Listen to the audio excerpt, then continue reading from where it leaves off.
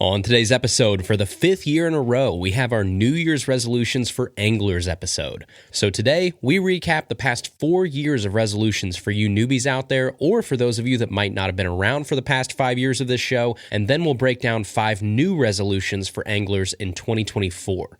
All that and more on this episode of Tackle Talk. Hello, everybody. I'm Bill Dance, and you're listening to Tackle Talk.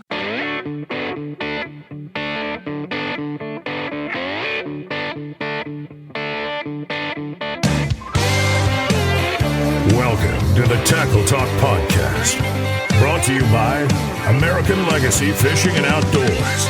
World-class fishing gear, unmatched personal service. Now, here's your host, Andrew Hayes.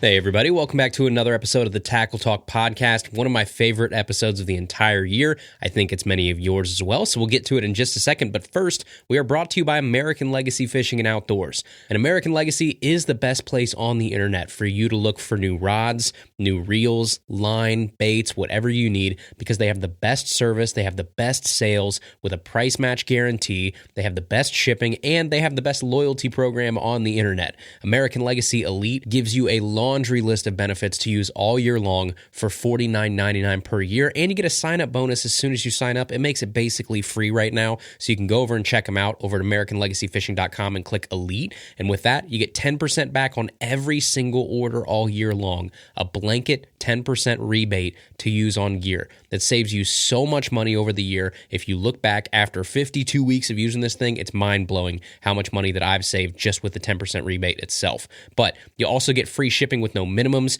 You get access to the Facebook group. You get exclusive sales that no one else gets. You get access to the Megabass order form. There's all kinds of things you get with that membership that make it an absolute no-brainer. I'm one of those guys, I usually try and minimize the number of subscriptions that I have because obviously that gets out of control when you have like 20,000 things that are charging you like $10 a month or whatever. But this is one of the subscriptions that I renew every single year without blinking an eye because it saves me so much money. It saves me money within the first order usually of me doing it. So go check them out over at www.americanlegacyfishing.com. And as always, you can use code TACKLETALK10, TACKLETALK10 at checkout to save 10% off almost everything that's not already on sale on that website. We're here to save you money. American Legacy Fishing shares those values, and so we are here to get you the best price on your gear. So www.americanlegacyfishing.com and use code TACKLETALK10. All right, folks, today we have the New Year's resolution episode, and I know you guys have been looking forward to this. I get your emails, I get your messages.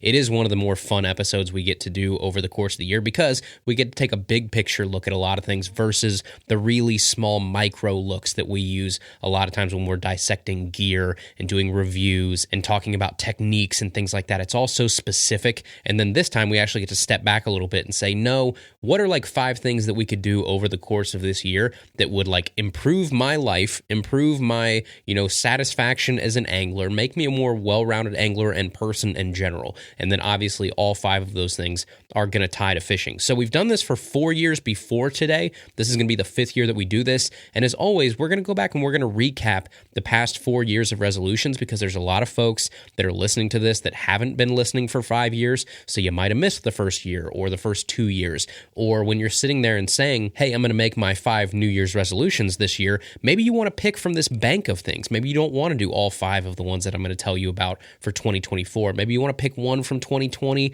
one from 2022, one from 2023, and then 2 from this year or something. You could obviously do that. So I'm going to go through the past 4 years really, really quickly. You guys have heard these if you've been around for the past couple years, so I'm not going to spend a ton of time. But for you new folks, I do want to recap it. So we started this in 2020 was the first year we ever did the New Year's resolution episode, and those resolutions were learn to love a new lure or technique. And that basically meant identify something that you know is popular out there in the fishing world. Maybe you just like never throw chatterbaits.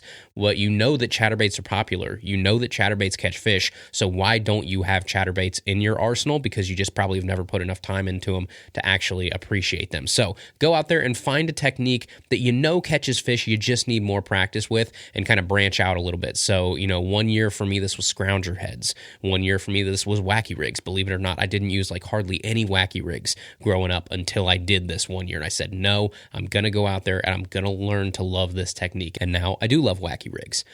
Resolution number 2 for 2020 was fish a very pressured body of water once a month. And this was supposed to be, again, the same body of water 12 times over the course of the year at every different month. So you get every different season, every different nuance of that pond or that lake or that river or creek or whatever you were fishing. But I wanted it to be like the most pressured place you can think of, because basically it's like resistance training. Like if you cut your teeth in the hardest place in town to fish, then when you do go other places, you can take what you've learned and that struggle from that really pressured public pond or whatever and apply that to better fisheries. So fish a very pressured body of water once a month. The third one was fish with 5 new anglers. This was something that back in the day I had a lot of issues with. I was the guy that would get really grumpy when I would see other people out on the river or on the creeks or at my spot in the lake, right? I put my spot in quotation marks here, like my spot, because it's not my spot. But I would just be that guy that would be like, oh, why is this person here? And now, because I've got the chance to meet like all these people that fish around me, now when I see somebody out, it's usually somebody that I know. So I get to stop, talk to them. We get to fish side by side if we really want to, or do whatever. Like it's a lot more cordial of an experience knowing those people out there and being friends with them than being like salty every time you see people around. So I would really just go up to people that I would see out at the lake or on the rivers or whatever, and I would introduce myself and I would try and get to know them at least a little bit. So if I saw them out the next time, it was, again, much more of a friendly conversation than me avoiding this person. Resolution number 4 for 2020 was target a new species. Obviously self-explanatory there. Branch out a little bit. Target muskie if you've never targeted muskie before. I can promise you it will be a humbling experience and you will take things from that experience and apply them to bass fishing. Go target trout. You want to talk about something that seems like it should be easy in these tiny little streams and catching these, little brown trout or something, and then you realize, holy cow, this species is way smarter than I was giving it credit for, and you have to learn to fish a whole new way and fish these little pockets with like a cutout bank and be able to float something under there or skip something under there and have it go just right past this little root ball system or something. Like there's all kinds of nuances to these individual species. So target a new species was number 4, and number 5 in 2020 was schedule one out-of-state fishing trip. Again, branch out, expand your horizons, take some time to just take a day or two and go target something that you've never targeted before, or just go to a new place, go across state lines. So here in Dayton, Ohio, maybe it's as simple as just going over to Indiana for a day and going and fishing Brookville Lake or something, but just get out of your backyard and expand a little bit. And then in 2021, our resolutions were try a new style of fishing. So that could be fly fishing, it could be ice fishing, it could be wading, could be kayak fishing, just some sort of type of fishing that you don't or have never done.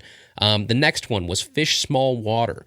That goes back to my childhood. We were catching eye-bogglingly big fish for the water that we were standing in. We were fishing these little backwoods farm creeks and stuff, catching 3, 4, 5 pound fish out of water that's like ankle deep. So do not discount small water. If you're driving to work and you drive over this little creek every day and you never see anybody fishing it, take a day, put on some waders or some old shoes and shorts or something if it's summertime, get in that water and start walking and try and find fish in that little system. I guarantee you come around a corner and that water is, 6 inches, 8 inches, 10 inches, 6 inches, and then you come around a corner and it's 5 foot deep. There's going to be fish in that hole, and you're going to be able to find fish in these places that you just never would have even imagined there were fish like right in your backyard. Sometimes literally creeks that are winding through people's backyards. There are fish in if you put the time in. Grab your little Ned rig, grab your little popper, something like that. Go out and explore that small water. Resolution number 3 in 2021 was leave your big Facebook groups. They are just a cesspool of negativity and people who are just trying to one-up each other and a big brag board, and all it does is just going to make you furious for one reason or another. Leave those giant Facebook groups. I promise you it will be one of the best things you ever did. Resolution number 4 in 2021 was go to a fishing expo. Go to one you've never been to before, or continue to go to one that you've been going to, because fishing expos are one of the coolest things that we at least have around here, and I know most places have somewhat of an expo, at least within driving distance. So I love the idea of walking into an expo hall and every single person in that room is obsessed with, or at least interested in, the same thing that I'm obsessed with. So you can strike up a conversation with anybody, you can make new friends, you can find really cool tackle you can't find anywhere else, meet lure makers. There's all kinds of cool things you can do at a fishing expo. For a fishing nerd like me, it is literally heaven on earth. And then resolution number 5 for 2021 was go fishing unplugged. Leave your phone at home, or maybe if you don't feel comfortable leaving your phone at home, at least turn it off or something, or put it on silent and put it in your backpack, and promise not to look at it while you're out fishing that day. Don't bring a camera. Don't do anything like that. Just go out and enjoy nature, because especially in today's day and age, everybody's got a darn GoPro strapped to their chest. Everybody's got their phone in their hand taking pictures. Everybody's got their big camera, out taking pictures. Just go out for like one day a year and just enjoy fishing. Leave the phone, the camera, whatever in the bag or at home. Don't break them out. Soak it in. Look at your surroundings. I can't tell you how many times I've been like on the kayak and been doing something on my phone as I'm going to my next spot and completely missed something either on my graph or something I just went right by that I just was completely oblivious to because I had my nose in my phone. So don't do that. Go fishing unplugged at least once a year and just do that whole reconnect with nature thing. I promise. It's a really cool experience. Go out, go wading, do something fun, but just leave the expectations of social media and photography and documenting everything and all that kind of stuff. Just leave it at home for one day and go out and enjoy it. So then we go to 2022, and our resolutions in 2022 were catch a fish on a homemade lure. You want to talk about something that is super rewarding that I wish more people would get the chance to experience. This doesn't mean that you have to go invent some brand new lure or have a, engineering degree or something. Paint your own jigs and go out and fish with them. Or, take a dowel rod and file it down into like a spook or something, throw some hooks in it, then go catch some fish. Like there's all kinds of things you can do for a really easy way to make a homemade lure and go catch fish. Or, grab a mold off of eBay for $12 and pour your own soft plastics and go out and fish them. It's just a really cool feeling tricking a fish, an actual living thing, into eating something that you made with your bare hands. It adds a whole wrinkle to fishing that a lot of times we don't get. So then the very next one in 2022 was find a new fishing show. So go out there and branch out, because especially today's day and age, everybody and their mother has a podcast. If you've got a pulse, you got a podcast these days. I know that's obviously the pot calling the kettle black here because I also have a podcast. But at least I've been doing it for a couple years. But it just seems like nowadays, everybody, you got a mouth, you got some lungs, you're going to have a podcast about something. But that means that there's so many people out there to listen to and at least try out and see if you like it. Same with YouTube. Everybody in the world has a YouTube channel nowadays. So you can go out and you can find somebody new to listen to. And I really want this to be like someone that's semi-educational or thinks they're being educational, because even if you're not the best in terms of your research or your presentation or whatever, chances are there's going to be something that this person is going to say on their YouTube channel, on their podcast, in their magazine, or whatever that's going to provide value to you. Now, some people, you have to sift through more information than not to find something that's useful, but obviously everybody has their own ways of doing things. You can listen to somebody talk about why they tie a certain knot versus another knot. Maybe that helps you out. Oh, I do want to try that. That does sound interesting. Boom, that goes in the tool belt. Maybe you're listening to someone talk about a soft plastic and they're throwing a color that you never in a million years would have thought about throwing. Boom, I'll put that in the back of my mind. Maybe the next time I go shopping, maybe I will pick up one of those colors and try it out. Maybe it becomes one of my favorites for springtime cloudy days or something like that. So many people can provide value to you as you try and soak in information and become a better angler if you just give them a chance. So go out there, try and find a new show, try and find a new source of information, again, to put in this Rolodex of people to listen to hopefully make you a better angler. Resolution number 3 in 2022 was quit a habit that will let you fish more. That could be something as simple as like video games, right? You play a bunch of video games. Wouldn't you rather have had that time that you spent just mindlessly watching the TV screen and playing Call of Duty or whatever to go out and explore a brand new lake or a brand new creek, and one of those days you catch the biggest bass of your life? Like, to me, that would be so much more rewarding. And different strokes for different folks. Maybe it's not. That's totally fine. Maybe it's not video games. Maybe it's something else. But quit a bad habit or a habit that you could do without to give you more time out on the water, because the guys out there that are catching bigger fish than you, that are catching more fish than you, I guarantee you are spending more time on the water than you are, and they've made sacrifices to do that. So resolution number 4 for 2022 was fish a new style of tournament. That could be an online tournament, that could be an in-person tournament, kayak tournament, whatever you want, but just some new style of tournament to get out there, get your blood flowing, be a little bit competitive. I'm not a big tournament guy, but every once in a while, it is a lot of fun to go out there and just have something else on the line and add again another wrinkle to a night out of fishing. And then resolution number 5 for 2022 was keep track of your trophies. So to me, this means the lures themselves. So I think I told you guys last year or 2 years ago or whenever we did this episode that I keep the lure from every one of my personal bests. So I have the lure that I use to catch the biggest muskie in my life. I have the lure that I use to catch the biggest smallmouth in my life. I have the exact lure that I use to catch the biggest largemouth in my life. They're right over here in this little trophy case type deal. And those are my trophies, right? I don't keep the fish, obviously, but I can get a replica made if I ever need one day. But I always have that lure with me to say, this is the lure right here in my hand that caught my PB. Insert fish species here, right? I have one for pike, I have one for walleye, I have one for sawguy, smallmouth, largemouth, muskie. I have one for almost every one of them that I've ever caught that was my biggest fish for that species. And those are special to me. So that could be lures to you. It could be pictures to you. It could be a log, but keep track of your trophies.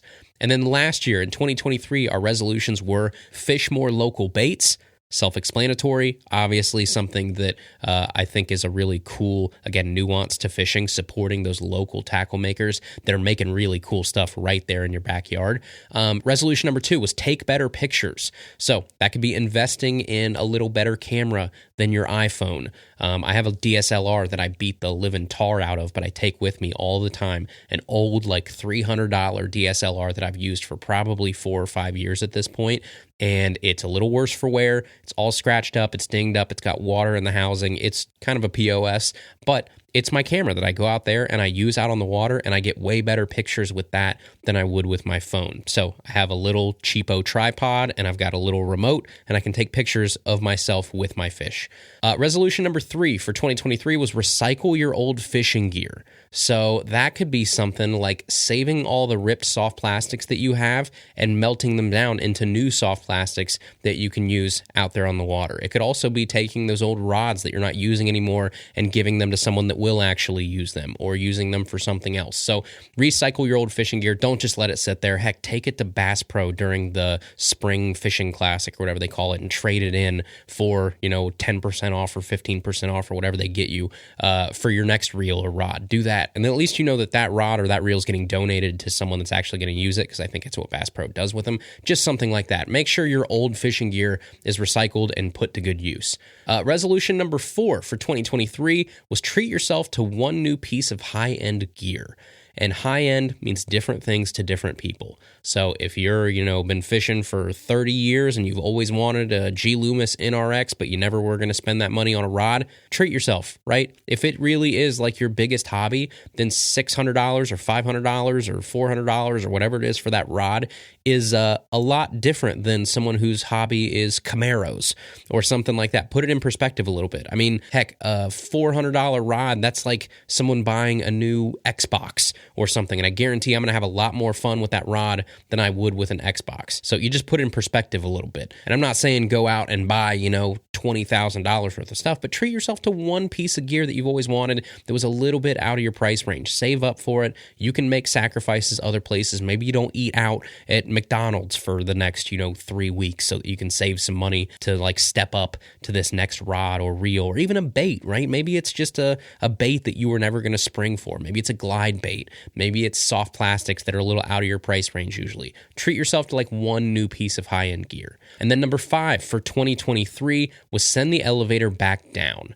And this was a little bit like a higher level one, but it basically means if you get to a point where you think you're a pretty good angler and you know a lot of stuff, send the elevator back down means help those people that are still at the bottom floor get up to where you are. So that means like take them under your wing, help them, answer questions, take them out and show them different techniques. Like the whole fun of having all of that in your brain and all that knowledge is not just using it for yourself, but sharing it. That's kind of why I really like doing this show. Now, I'm not like a pro angler or anything, but over the years, I've used enough gear, I've gone out, I've caught enough fish that I feel like I have things that I can at least talk about that people listening can go, you know what? Yeah, maybe that makes sense. Maybe I will try that next time. And then I get your messages, I get your emails, right? You go out there and you catch the biggest fish of your life off of some, throwaway tip that I had while I was blabbering here into this microphone. Like, that's what's really fun, is helping other people become better anglers. And I'm not telling you to give away your spots, because the one thing that I won't do, if you message me and you ask any question in the world,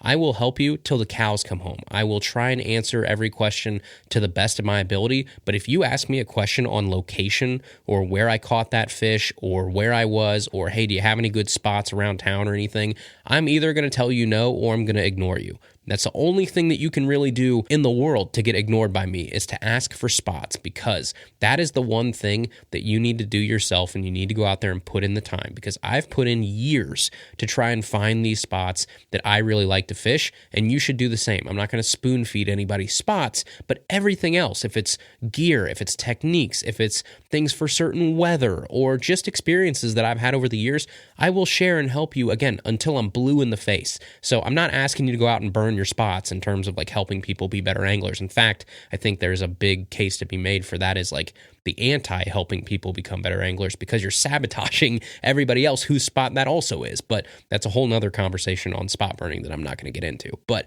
send the elevator back down means help people become better anglers and help them learn the things that you've learned over the years. All right, and we're going to get to our 2024 resolutions here in just a second, but first we are brought to you in part by RTIC Outdoors. And right now, if you got some money laying around, you got some money for Christmas, and you want something that you'll actually use this year and will actually do you some good out on the water, check out RTIC Outdoors. They have the best hard coolers, soft coolers, and drinkware on the planet at a price that both you and I can actually afford. You don't need to be a millionaire to have these coolers, right? These 4 letters on the front mean that you got the best quality at the best price. So you can head over to www.rticoutdoors.com, check out their full list of items, and they've always got brand new stuff hitting the website. The brand new everyday tumblers are awesome if you just want like a good cup or a good gift for someone, with a nice straw, leak proof, all that kind of stuff. I have a couple, I really like them. Also, their bottles, their coffee mugs, their soft coolers are great for you kayak guys and gals out there.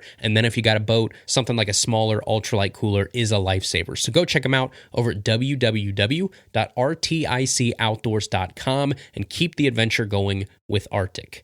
So that brings us to 2024. So today I have 5 brand new resolutions that will hopefully, again, help you become a better angler and help you get more enjoyment out of the 2024 fishing season. So resolution number 1 for 2024 is get involved in a local fishing charity or community event. And this kind of sort of goes along with the last thing we just talked about, right? But this is a very specific thing that I'm recommending that you do, is seek out some sort of event, some sort of thing with kids, or a charity in your area that's fishing related, and volunteer for it. I did this past year for the first time, I think, I ever volunteered for an actual fishing charity or type deal, and it was with one of the cities that's a little bit south of town here. They were doing like a fishing derby for kids, and it was just like one guy from the Parks District that was running this whole thing, and this poor guy is like the quintessential, like, doing the job of 5 people with one person. He was doing an awesome job. He had it all organized.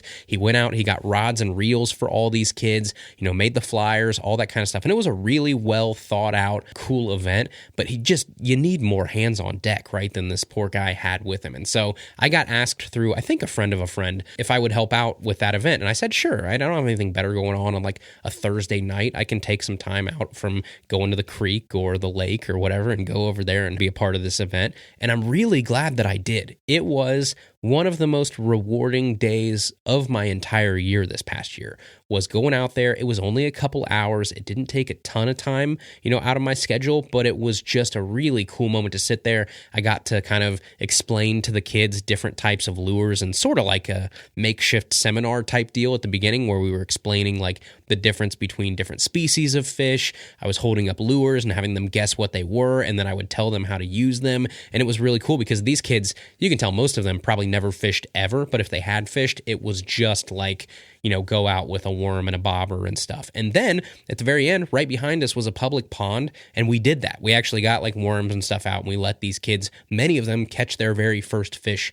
ever. So we were catching bluegill, little bass, little catfish, things like that. But just seeing the looks on these kids' faces when they reel in and they actually have a fish, even if it's like, a 3 or 4 inch bluegill or something, is awesome. Just smiling ear to ear, yelling at their parents, look at this, come over here, look at this, I caught a fish. Like, it's just one of those cool moments that I would have never, got to experience, and I will definitely be doing more of that in the future because, again, for a regular Tuesday, Wednesday, Thursday night, whatever it was, would I have remembered that night that I went to the lake for, the 200th time that year, or will I remember the day that I went and volunteered for 2 or 3 hours and made like this really awesome night for these kids that they got to catch fish and learn about fish and take home gear, and it was just one of the coolest darn things I think I did all year. So I would encourage everybody, look around, see if you have something like that, a youth derby, a take kids fishing day, something like that, because I guarantee there's somewhere around you that does some sort of charity event with kids, or if not,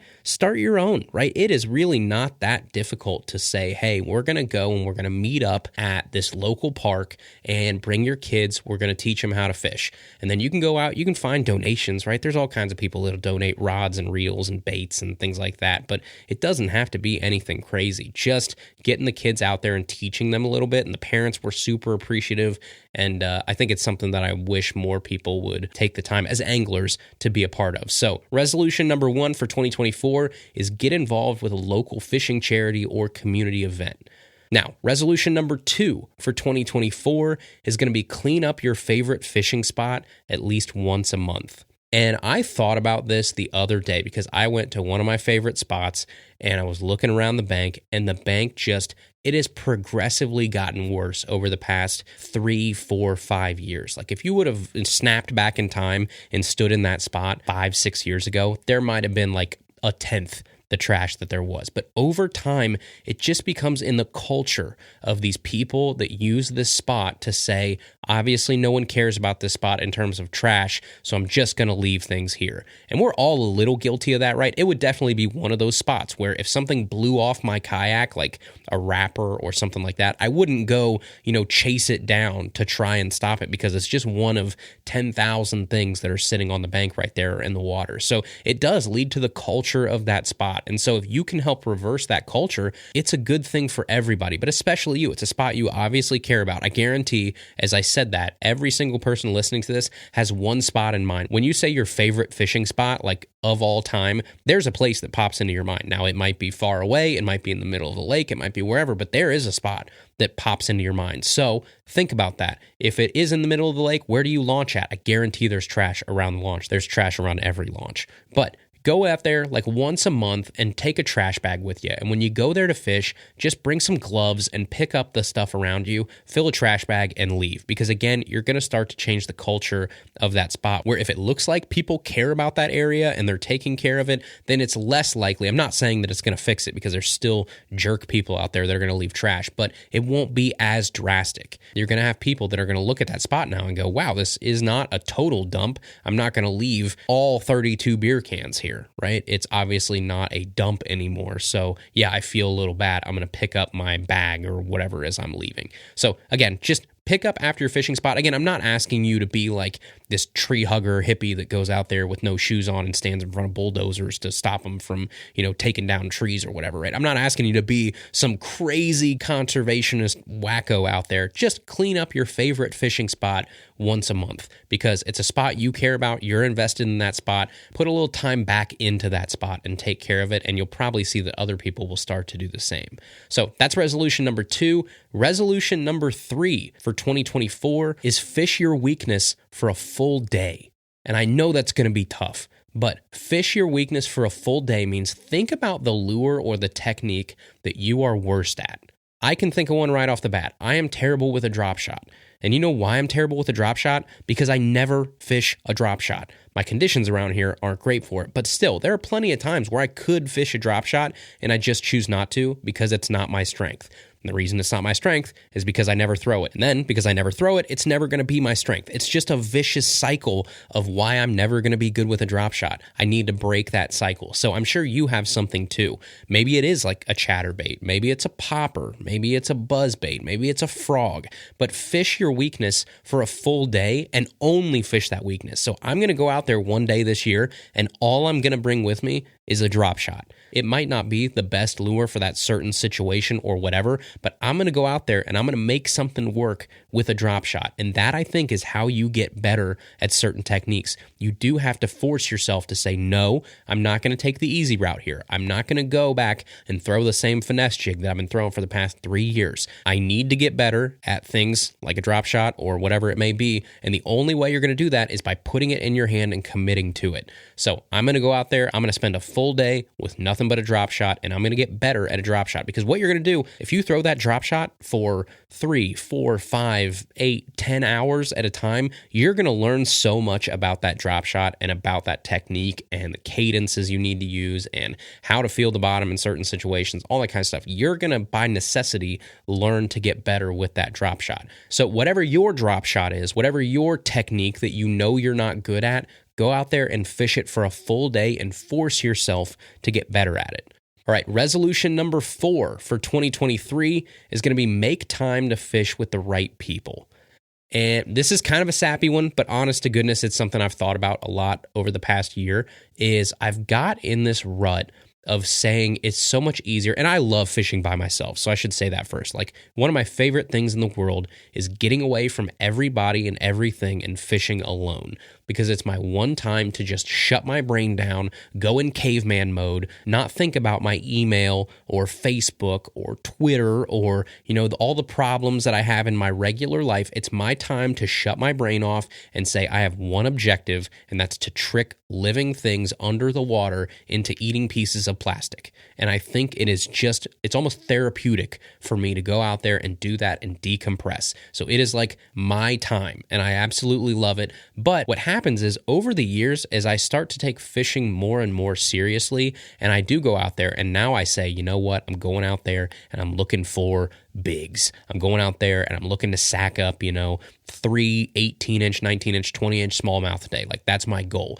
And as you do that, you realize that, and there's some truth to this, that other people are going to weigh you down in terms of your versatility out there on the water, in terms of your adaptability out there on the water. Like, if you're going out there with a buddy, then obviously you guys want to stay close together. You guys obviously have to kind of take turns of who gets to fish a certain spot first or whatever. You don't want one guy blowing all the way, past the person to fish all the good stuff before the other person gets there. Same thing in a boat. If you're in the back of the boat or the front of the boat, then you're dealing with two people that are kind of sharing the same water. And if you're in the back of the boat, you're at the mercy of the person at the front of the boat on the trolling motor on where you're going. So when I'm by myself, I could be sitting at a lake and go, you know what, the wind just changed and I get a wild hair up my tail, and I'm going to go all the way across the lake to a different spot. If I'm with somebody else, I probably don't make that move because, again, you're right there with them, especially if you're in kayaks and stuff. Nope, I'm not going to make this person paddle all the way across the lake with me. You're going to stick with them. So there's all these little nuances of fishing with other people that can hinder you a little bit because your fluidity out there on the water or your ability to just kind of do whatever your little heart desires is now weighed down because you have two people to think about and not one. So there's a little bit of that, but also at the same time, when I get into this rut where I say, you know what, I just want to go by myself, then I don't make time to fish with the people that matter. So it's way easier for me, when you get a buddy that you love to fish with and you go, you know what, no, I don't really want to wait here for this person to drive 45 minutes to come meet me, and then we got to load in, and then I got to, kind of be tethered to this person all day or whatever, and I just end up fishing by myself, and then I don't make time to fish with the people that I want to fish with and make memories with, my best friends, my dad, like all of these people. It's just, you get to a point where you got to say, all right, Andrew, today, no, you're not going to go out and have one of these days where you just decide, I'm going to go all the way 2 miles this way because I just got a wild instinct. No, you're going to fish with somebody, because the other part of fishing is not just catching as many fish as possible and being super technical and worrying so much about the fishing itself as it is going out there and spending a day with your dad or your best friend. And, those 8 to 12 hours, the laughs, the fun that you have out there is part of fishing too. And I think sometimes my tunnel vision on the actual fishing part of fishing gets in the way of me having these fun days out there with the people that I actually care about and go out and fish with them and make memories. So there's like multiple different ways to make memories while you're out fishing. It doesn't just have to be the giant fish. It could also be who you're with that day. So number 4 for me, a little bit more sentimental, but it's something that I really need to do in 2024. I'm sure there's people listening to this that are in the same boat. Make time to fish with the right people. And then resolution number 5 for 2024 is leave genuine, positive feedback for the baits that you enjoy. This is something like in general that I wish people would do more, is leave positive feedback, because we are in this day and age where if you're going to go on like Amazon and you're going to leave a review, chances are it's because you had a bad experience with that product and you want to vent and you want to make sure other people don't make that same mistake that you just made. And so it's really emotional, and you go on there and you just light up this company or this product or whatever because it broke, or maybe it wasn't even the product's fault, maybe it was your fault, but you're still frustrated. So you're going to go on there and you're going to blame the product and you're going to leave a bad review.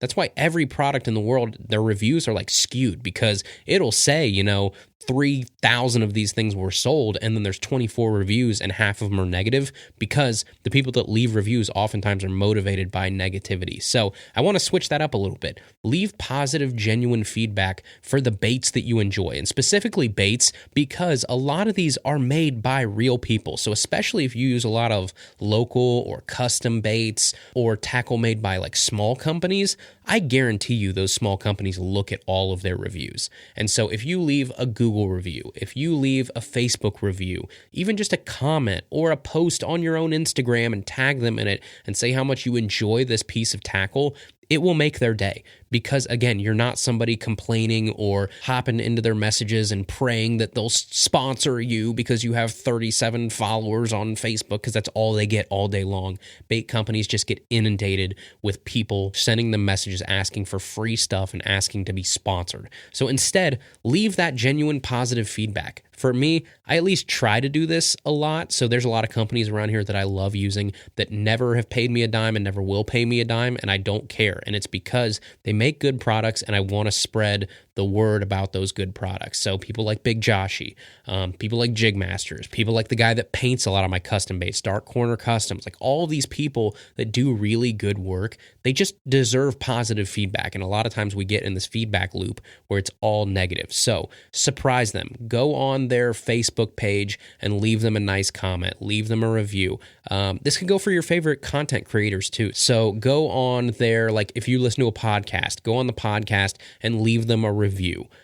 Go on their YouTube channel and leave them a nice comment about how much you appreciate their content and their hard work. I promise you, it will make their day, and it takes 2 seconds, but it's something that so few of us take the time to do, and I wish we would kind of change the culture on feedback, because a lot of times feedback by necessity is negative. But the guy that like makes jigs in his basement, if you leave him a message or you leave him a review or you tag him in a post that shows you using his products and catching fish on them, it will make that guy's day. That's why he's spending 12 hours in his basement a day painting and molding jigs, is because, again, he has that passion for making tackle that people will go out there and use and catch fish. So that is like the ultimate reward, is seeing photos of you using their baits, of seeing the fish that you catch with their baits. And again, I just wish that I myself would take more time to do that, and I wish other people would too. So there you go. There is our resolutions for 2024. Number 1 is going to be get involved with a local fishing charity or community event. Number 2 is going to be clean up your favorite fishing spot once a month. Number 3 is fish your weakness for a full day. Resolution number 4 is make time to fish with the right people. And resolution number 5, leave genuine positive feedback for your favorite bait makers. All right, there you go. Between those 5 and the other 20 that we've done over the past 4 years, I think you have a pretty good list to choose from of 25 solid resolutions that you can choose from this upcoming year to make your experience out on the water and you as a person hopefully better and have a great year. All right, next we're going to jump into the mailbag here real quick to end the show. But first, in 2024, the mailbag is brought to you exclusively by Dakota Lithium Batteries. Dakota Lithium Batteries are your number one choice for dependability and durability out there on the water. I push these suckers hard. I'm in heavy current. I'm in bad weather. They're exposed to the elements. I don't have any sort of box or anything around them. They're just out there exposed to the rain and the snow and the water and the dirt and everything that's going on to them. And they never, ever, ever let me down. That's because Dakota Lithium batteries are twice the power of traditional batteries at half the weight. They charge up to 5 times faster. They last up to 4 times longer. They've got 100% US-based customer support, and they come with a whopping 11-year warranty. You get over a decade of protection with this battery, and that is something that to me is invaluable. So I love that they stand by their products. I love that they will help you with your warranty claims. Heaven forbid if you ever have an issue, you know that the folks at Dakota Lithium are there to take care of you. And right now, I'm also going to take care of you because you're going to save 10% off your entire order. 10% off every battery on the website, anything you need with code TACKLETALK10. TackleTalk10 at checkout saves you 10% off the best batteries in the business over at www.dakotalithium.com, the official lithium battery of Bassmaster. This is the Tackle Talk Podcast Mailbag, powered by Dakota Lithium Batteries. Adventure awaits at dakotalithium.com.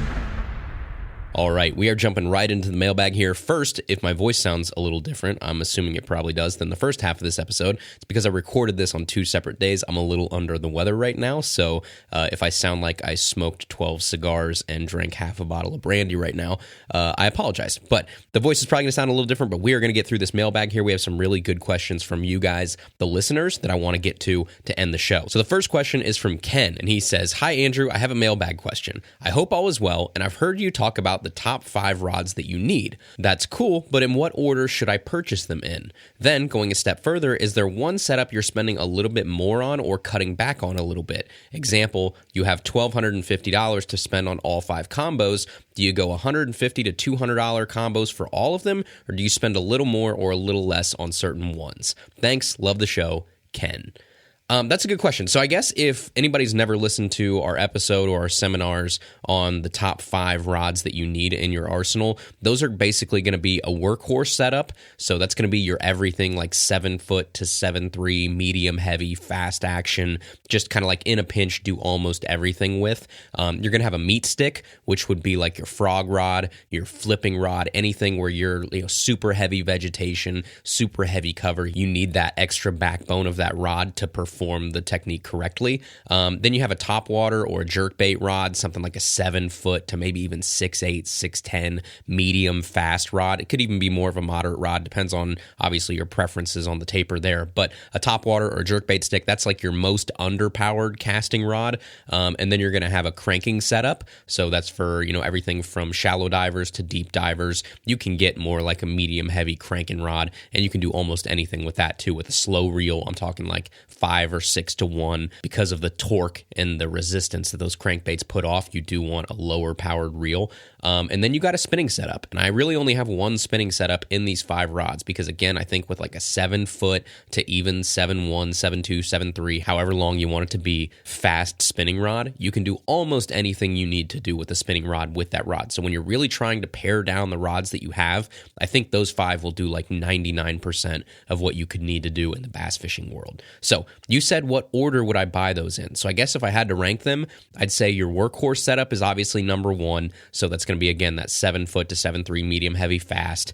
I would say number 2 is going to be your spinning setup. So that way you have 1 casting, 1 spinning, and you can probably do, 75 to 80% of your fishing with those 2 rods, as long as your spinning setup is like a medium fast, right? You can do almost everything there.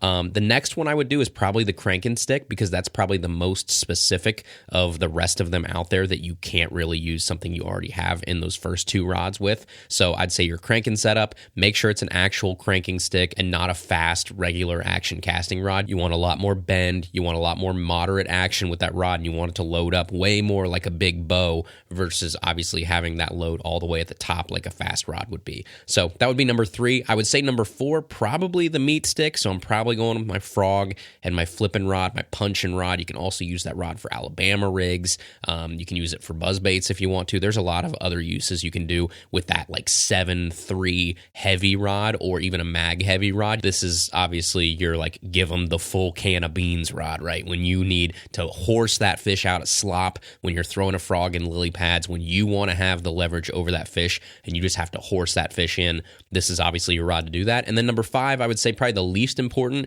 at least to me, is going to be my jerkbait and my topwater stick. So more like a 6'8" to 7 foot medium fast or a medium moderate fast casting rod. The thing that basically you're going to work any bait where you're giving it that cadence as the rod tip's pointed down. So when you're working a spook or you're working a jerkbait, that whole sort of deal that you're doing where you're palming the reel, your rod tip's pointed down and you're twitching the rod. That's going to be the rod that I'm going to use for that. So that would be the order that I would put them in.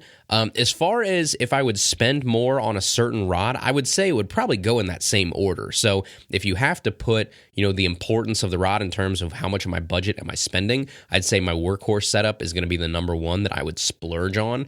I'd say my topwater, my jerkbait stick is not as important in terms of sensitivity as it just is about the length and the action and making sure it feels comfortable in my hands. So for that rod, I'd say like balance and weight is a lot more important than sensitivity for your topwater and your jerkbait rod. So you can get a really nice light rod that doesn't cost, a whole bunch of money that's not going to give you carpal tunnel as you're working your jerkbait or your topwater.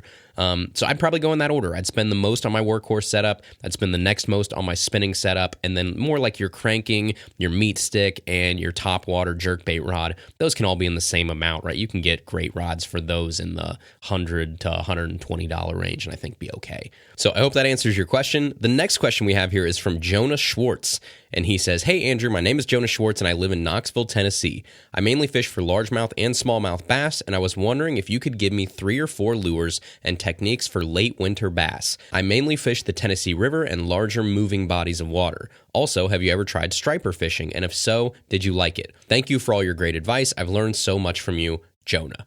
Appreciate it, Jonah. So your second question, I guess, have I ever striper fished? I've never actually fished for true striper. We've fished for hybrids, in our rivers and things around here. Now, I've never actually gone out to like the Ohio River and targeted hybrids, which is like half white bass, half striper. But I know a lot of people do. They go to the dams. They have big old surf rods and stuff. They go out there and they target these fish. We pretty much catch them by accident if they do make it, this far up in the river system or something. There are some big ones. I've had buddies that have caught big, 9-10 pound hybrids, and the fight is awesome. They just like annihilate spooks and stuff. So I think it'd be cool, but no, I've never really gone out and targeted them per se. We also don't have a lot of lakes around here that have striper in them, so it's just not something that people around here fish for very often, but I do think it'd be fun. You see these pictures and, these videos of these guys that are out there on lakes and, they hook into a striper on accident and it's, 20, 30 pounds. You're like, goodness gracious. Talk about a rush as you're like chasing this fish down in the boat. But no, I've never fished for striper. But for your question on late winter lures, so yeah, I definitely have 4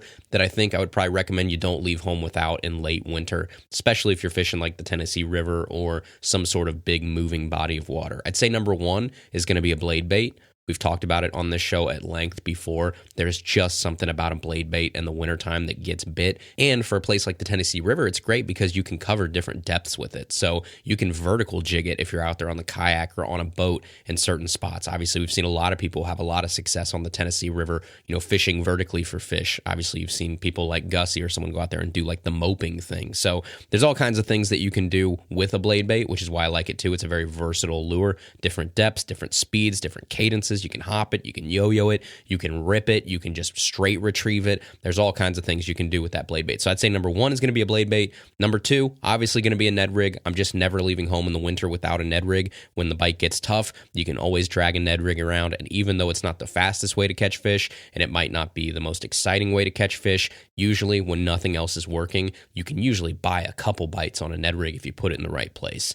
Number 3, I would say would be a paddle tail swim bait. And make sure it's a swim bait that has a really tight range of motion, and a good body roll. So that's obviously why we like baits like that around here in the Midwest, like a Big Joshy or someone like that, because when you have that boot tail that only goes so far, like if you think of it like a windshield wiper, right? You don't want the Kitech that has the tail that goes, boom, boom, boom, boom, boom, boom. You don't want that. You want something that, only uses like a fourth of the windshield. So something like that, really tight range of motion, and these really nice swim baits that we have that people make here in the Midwest that have that nice body roll to them. There's something about that in the wintertime that I think gets bit. So I'll usually put them on a regular old sled head and I'll drag them on the bottom, and you work them pretty slow usually, but you can work them through current, which is really nice. So if you've got little riffles or little runs or something and you're trying to hit those fish that are sitting in the deeper water at the end of that riffle, it's a great way to do it. You throw it up in the current, you let the current kind of bring it down, you let it fall to the bottom after it comes over that final little crest of that riffle when it hits the deeper water, and then you slowly, methodically work it off that rock, off the bottom in that deeper water, and you can target those fish. So that's another way with the swim bait. And then number 4 for me, it's been working up until about a week ago for me around here, was an Alabama rig. So here in Ohio, you can only have 3 hooks, so you got to have 2 dummy hooks or 2 teasers or something. You can still throw a 5-arm Alabama rig, just can't have those 5 hook points on it, obviously. But wherever you are, I don't know the Tennessee regs. I don't know if you can throw 3 hooks or 5 hooks or 2 hooks. I'm not sure what it is down there, but whatever it is, there's just something about that giant school of small bait fish that you can work really slow at certain depths, and those fish just look at it and go, you know what? Yep, I'm not going to ignore that. I'm going to take a swipe at that as it goes by me really slowly. So it's an attention catcher. I think it's something those fish have a really hard time saying no to in the wintertime, and you can work them super slow. Like I've got, I think, 5 3/16 ounce heads on my Alabama rig, and I'm fishing it in like 8 foot of water, which means you're just barely creeping that thing to try and keep it off the bottom, and you got your rod tip pointed up because, again, I'm trying to make sure it doesn't go all the way down there and get snagged, but you're just kind of creeping it along, and you get smoked. And like I said, that was working for me up until about a week ago is kind of when that bite seemed to die off. So I would assume it's going to pick back up at some point because we haven't really had too much of a temperature change or anything. It's just weird that those fish kind of shut off on that, and now it's like bottom contact baits around here. But either way, those are the 4 that I'm bringing with me: blade bait, Ned rig, swim bait, Alabama rig.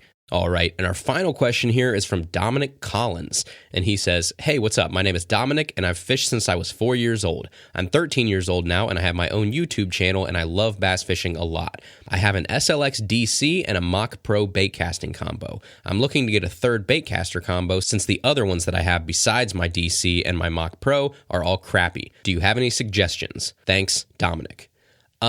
So you see SLX DC combo. So you're in that, probably, $100 for the rod, $150 for the reel. So that's a $250 combo. I'm not sure what the Mach Pros go for, but I guess if you want to stay right around that, again, if you like regular bait casting combos and it doesn't need to be a DC, right now I will preach it until they're out of stock. Those Corrado Ks are a great deal for whatever they are, $129.99, I think, over at American Legacy. That is the best reel that you're going to buy at that price. I can sit here and tell you about other ones. I could tell you about, the other SLX. The XT in the SLX line is really nice. If you don't want a DC reel, but you do like that SLX platform, I was pretty impressed with the actual XT, which I think is right around the same price as that Shimano Corrado K right now. So it's a way better deal to go with something like a K for $129. And then if you want to stay under that $250 total, you're looking at, again, like a Dobbins Fury. You're looking at a Fenwick Eagle. You're probably able to get up to a Fenwick HMG. If you like St. Croix, they have 2 or 3 rods in that $100, $110, $120 price point. Or if you're going to local shows, like these are rods I don't see too often online, but Daiwa has some cheaper rods in like the $60 range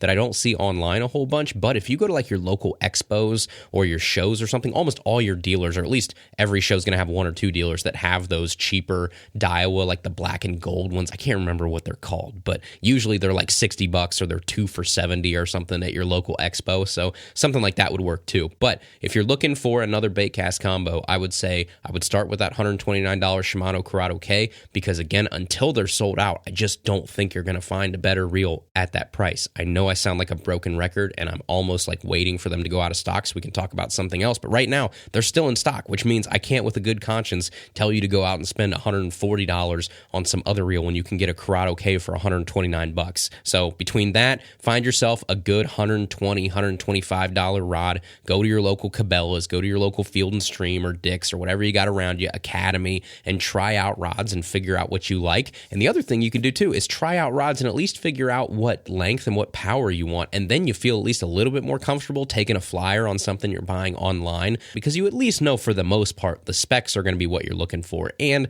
the other dirty little secret out there is any rod that's still on the market right now means there are people that love that rod. And so if there are people that love that rod, there's a good chance you might be one of the people that loves that rod. And if it's a rod that nobody loves, it doesn't stay on the market for very long. So look for rods that have been around for 2, 3, 4, 5 years. I wouldn't fall for the Facebook ads of the brand new rods that come out from some brand you never heard of, or one of those lower brands and it's a model of rod you've never heard of. I would stick with things that are known and have been in the industry for a couple years, because that at least means they have enough staying power that there are people that like them, and you can feel a lot more comfortable buying that rod than buying the Piscifun 83275X KG Cypress, whatever, that just came out, 2 days ago, and it has 5,000 fake reviews on Facebook or whatever it is. I don't mean to pick on Piscifun, but someone like that, right? Go with someone that's a lot more well-known, and I think you'll have way less of a chance of being disappointed with that rod. All right, that is our episode today. Thank you guys so much for listening. I hope you have a great start to the 2024 season. I hope it's your best year on the water yet. Shoot us an email, tackletalkpodcast@gmail.com. You can find us on the web, tackletalkpodcast.com. Find us on Instagram or Facebook @tackletalkpodcast, and we will see you right back here next Tuesday for another brand new episode of Tackle Talk.